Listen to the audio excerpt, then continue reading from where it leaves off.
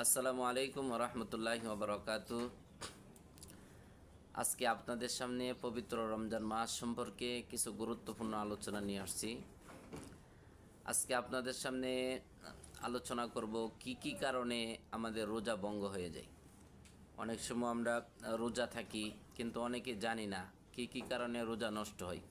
অনেক সময় অজু কি কি কারণে নষ্ট হয় এটা আমরা সকলেই জানি, প্রায় মানুষই জানি। নামাজ কি কি কারণে নষ্ট হয়, নামাজ ভঙ্গের কারণ 19টি, অজু ভঙ্গের কারণ 60টি। এই সমস্ত এক একটা কারণ আছে, কিন্তু রোজা কি কি কারণে ভঙ্গ হয় এটা অনেকে জানি, আবার অনেকে জানি না। তাই আজকে আপনাদের সামনে আমি কি কি কারণে রোজা নষ্ট হয় এ বিষয়ে কিঞ্চিত আলোকপাত করব ইনশাআল্লাহ।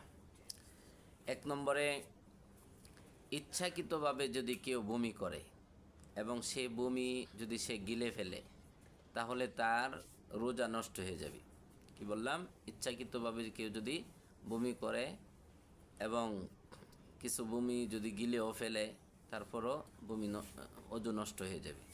বমি গিললেও নষ্ট হবে, না গিললেও রোজা নষ্ট হয়ে যাবে, রোজা ভঙ্গ হয়ে যাবে। 2 নম্বর, পানাহার করা, খাবার খাওয়া। যদি ইচ্ছাকৃতভাবে কেউ খাবার খায়, ইচ্ছাকৃতভাবে কেউ যদি পান করে, পানি অথবা যে কোনো জিনিস সে যদি ইচ্ছাকৃতভাবে করে তাহলে তার রোজা নষ্ট হয়ে যাবে। 3 নম্বর, ইচ্ছাকৃতভাবে কেউ যদি বীর্যপাত করে। ইচ্ছাকৃতভাবে বীর্যপাত মানে ইচ্ছাকৃতভাবে বীর্যপাত হয়, যেমন যদি স্বামী স্ত্রী মিলেমিশা করে অথবা স্বামী স্ত্রীর সাথে অন্য অন্য কিছু কারণ আছে, এগুলি যদি করে, আর যদি সেই কারণে যদি বীর্যপাত হয়, অল্প হোক বা বেশি হোক, তাহলে তার রোজা নষ্ট হয়ে যাবে। 4 নম্বর, স্মোকিং যেটাকে বলা হয়। আমরা যারা অনেকেই ধূমপান করে, এই ধূমপানের কারণে কিন্তু তার রোজা নষ্ট হয়ে যাবে। ধূমপান করা থেকে বিরত থাকা, কারণ ধূমপান স্বাস্থ্যের জন্য খুবই ক্ষতিকর এবং ফুসফুসের জন্য বড় ক্ষতির কারণ। এরপরে ধূমপান করার দ্বারা আমাদের খাদ্যনালীর ভিতরে অনেক কিছু চলে যায়, যার কারণে এই ধূমপান করার দ্বারা আপনার রোজা নষ্ট হয়ে যাবে। 5 নম্বর, স্বামী স্ত্রী মিলেমিশা করা, স্ত্রী সহবাস করা। তো এই সমস্ত কাজ করলে ইনশাল্লাহ রোজা নষ্ট হয়ে যাবে। 6 নম্বর, হস্তমিথন করা। হস্তমিথন করা, কেউ যদি হস্তমিথন করে তাহলে তার রোজা নষ্ট হয়ে যাবে। এরপরে যদি স্বপ্নে দোষ হয়, দিনের বেলা যদি ঘুমন্ত অবস্থায় যদি স্বপ্নে দোষ হয় তাহলে কিন্তু রোজা নষ্ট হবে না। এটা আমরা সবাই খেয়াল রাখবো। ঘুমন্ত অবস্থায় আছে, চেহারি খাওয়ার পরে সে ঘুমিয়ে গেছে এবং সকাল 9টা 10টার সময় উঠছে বা দুপুরবেলা উঠছে, ওঠার পরে যদি দেখে তার বীর্যপাত হয়েছে বা স্বপ্নে দোষ হয়েছে, তার কিন্তু রোজা নষ্ট হবে না। এটা কিন্তু ইচ্ছাকৃতভাবে করা হয় না, ঘুমের মাঝে গেছে, এটাকে স্বপ্নে দোষ বলা হয়। এই কারণে কিন্তু রোজা নষ্ট হবে না, রোজা ভাঙবেন না।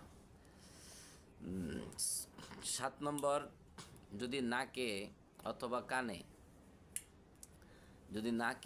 কানে আমরা ড্রপ ব্যবহার করি, অনেক সময় অসুস্থতার কারণে ড্রপ ব্যবহার করি, নাকের মধ্যে তেল দিই, কানের মধ্যে যদি তেল ব্যবহার করি, তাহলে এরপরে যদি ড্রপ ব্যবহার করি তাহলে কিন্তু আমাদের রোজা নষ্ট হবে। অনেক সময় দেখা যায় মানুষ অসুস্থ থাকার কারণে তার নাক দিয়া পাইপ দেওয়া হয়, নাক দিয়া পাইপ ব্যবহার করার পরে তার পাকস্থলী মতে খাবার দেওয়া হয়, স্যালাইন অথবা যে কোনো জিনিস, এই নাক দিয়া খাবার খাওয়া। তাহলে নাকের একটা সম্পর্ক হলো খাদ্যনালীর সাথে, পাকস্থলীর সাথে। তাই কেউ যদি নাকে ড্রপ ব্যবহার করে, কানে ড্রপ ব্যবহার করে, তাহলে তার রোজা নষ্ট হয়ে যাবে।